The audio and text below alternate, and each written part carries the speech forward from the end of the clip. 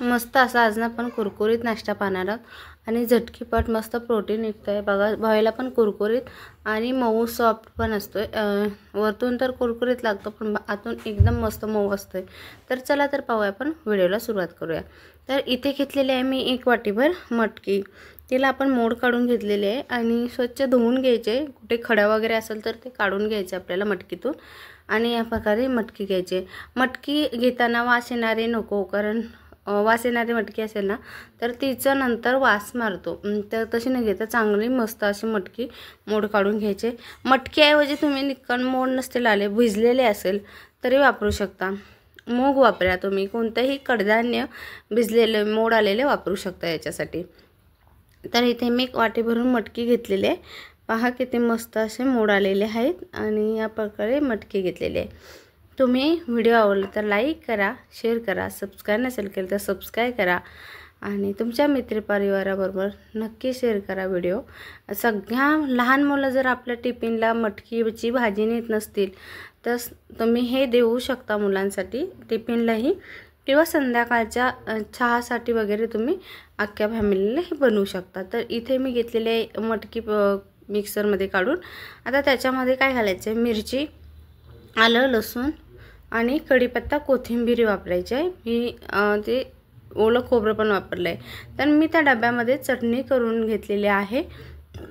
ही चटणी ती वापरणार आहे। मिरची, आलं, लसूण, खोबरं, कढीपत्ता, आपली कोथिंबीर यांचं वाटण होतं ते, तर ते मी वापरणार आहे। आणि इथे मक्याचे दाणे जे आपण मका आणल्यानंतर काढून त्याचं थोडंसं उबलवून पाण्यामधून फ्रोझन मटर जसं सांगतो तसं फ्रोझन मका आपण घरी तयार करून ठेवू शकतो।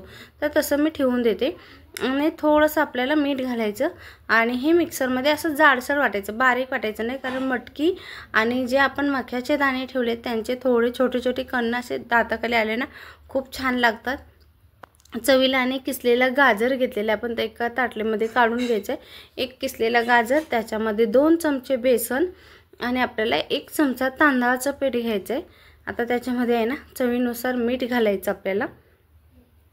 आणि जे वाटण मी बनवलं होतं, तुम्ही वाटण नसेल तुमच्याकडं तर मिरची वगैरे ते त्याच्यातच वाटून घ्यायचे एकदाच मिक्सरमध्ये। तर इथे मी वाटण घेतलेलं 1 चमचा आणि आता तांदळाचं पीठ 1 चमचा। तर या प्रकारे घ्यायचं आहे। त्याच्यामध्ये आपण थोडंसं मीठ चवीनुसार वापरायचं आहे आपल्याला आणि मग हे मिक्स करायचं थोडंसं। जर तुम्हाला वाटलं की तिखट थोडंसं लाल मिरची पावडर किंवा इतर मसाले तुम्हाला ॲड करायचे असतील तर ते तुम्ही ॲड करू शकता। थोडेसे मसाले तुम्हाला पाहिजे असतील तर इथे मी थोडी हळद वापरली आहे आणि फक्त इथे तर इथे लाल मिरची पावडर वगैरे घालून आपण लाल मिरची पावडर वगैरे घालून हे आता मिक्स करून घ्यायचं। आधी असंच मिक्स करायचं, पाण्याचा वापर नाही करायचा, कारण आपण मटकी भिजलेली वापरली आहे, गाजर ओला आहे आणि त्याचबरोबर मका पण आहे।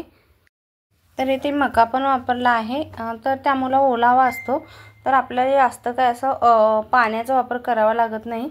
तुम्ही याच्यामध्ये रवा जरी ॲड केला, तांदळाचं पीठ नसेल तांदळाच्या पिठाच्या ऐवजी तुम्ही रवा ॲड करू शकता।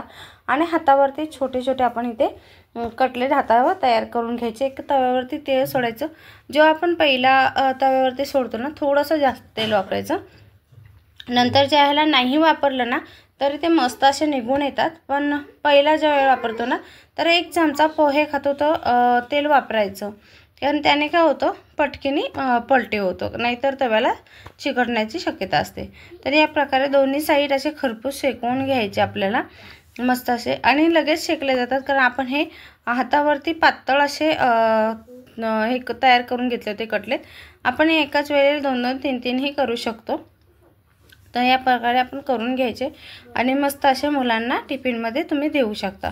तर या प्रकारे मी दुसराही करून घेते आणि तेवढ्या ह्याच्यामध्ये मी 3 साईजचे या साईजमध्ये 3 करून घेतले होते।